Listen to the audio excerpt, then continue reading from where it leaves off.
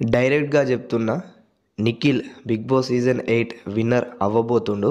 ఇప్పుడు గౌతమ్ ఫ్యాన్స్‌కి, నబీల్, ప్రేరణ, అవినాష్ వీళ్ళ ఫ్యాన్స్‌కి కోపం రావచ్చు. బట్ ఇదే జరగబోయేది. ఎందుకు, ఏంటిది అనే దాని గురించి చెప్తా. సో, నిఖిల్‌కి మొత్తం వన్ సైడ్ ఓటింగ్ పడతది. ఎందుకు, ఏంటి అనే దాని గురించి ముందు ముందు చెప్తా ఇనండి. సో, నిఖిల్‌కి, గౌతమ్‌కి కంపేర్ చేసుకున్నట్లయితే నిఖిల్‌కి ఇండస్ట్రీ సపోర్టు ఇంక మొత్తం ఉంటాయి కొన్ని కథా కారకాలు. సో, ఆ సపోర్ట్‌తోని మస్తు గట్టిగానే ఓటింగ్ పడుతుంది. ఇంక విన్నర్ అయ్యే అవకాశాలు కూడా ఉన్నాయి. ఇంకా స్టార్ మాలో కూడా వర్క్ చేస్తారు కాబట్టి సో, ఆ విధంగా అంటలేను జస్ట్ విన్నింగ్ ఇచ్చేస్తారని.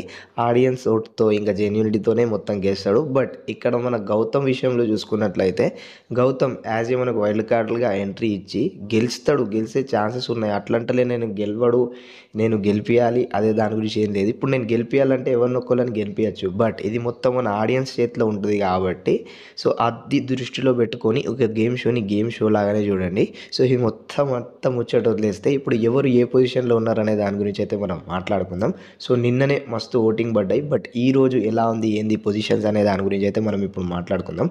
ఫస్ట్ ప్లేస్‌లో నిఖిల్ ఉన్నాడు.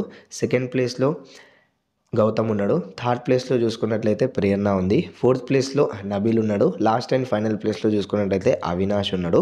సో, ఇందులోకెళ్ళి విన్నర్ ఆల్రెడీ నేను చెప్పేసిన. బట్ మీకు ఎవరు ఫేవరెట్ అనే దాని గురించి కామెంట్ సెక్షన్‌లో కామెంట్ చేస్తూ నెగెటివ్ కామెంట్స్ అనేది పెట్టకండి. సో, గేమ్ షో లాగా చూడండి. ఒక్కోళ్ళని అభిమానిస్తున్నాం అంటే ఇంకొకళ్ళని మనము డిస్‌రెస్పెక్ట్ చేయొద్దు అనే దాని గురించి అయితే ఈ వీడియో చేయడం జరిగింది.